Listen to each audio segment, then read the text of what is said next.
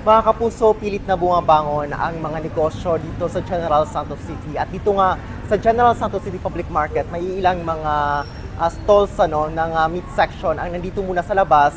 Nag-initiative ang kanilang kooperatiba na magtayo muna ng tent para sa kanilang kaligtasan habang hindi pa humuhupa ang aftershocks ng lindol.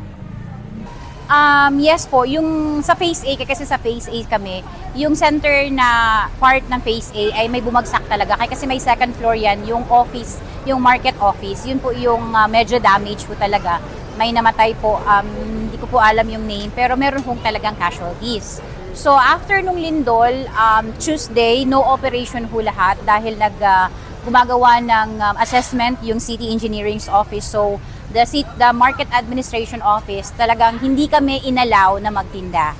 And then, nung Wednesday, Sir Makilang assigned us, pinapili ho kasi kami yung mga meat section kung saan na pwede, dun ba daw sa center or dito. So since mas safe dito, pinili namin dito na dito kami temporarily na magtinda.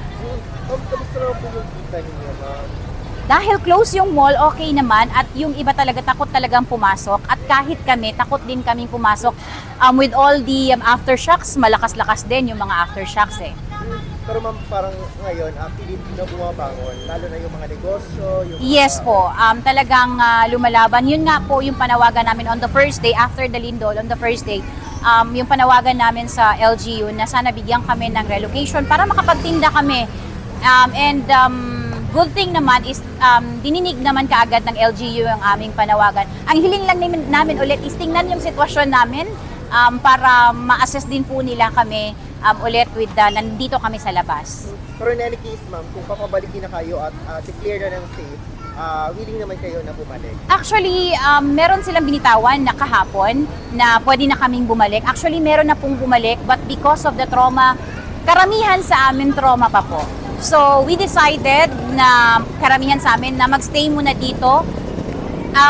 Di ba may aftershocks po? So, yun po yung aming trauma. Talagang nanatili ho muna kami dito para sa safety namin at safety din po ng aming mga consumers. Dahil kung may mga aftershocks na malalakas, talagang hindi ho talaga maganda. Especially po kung marami na hong tao sa loob, magkukumpulang kami dyan sa may entrance sa paglabas.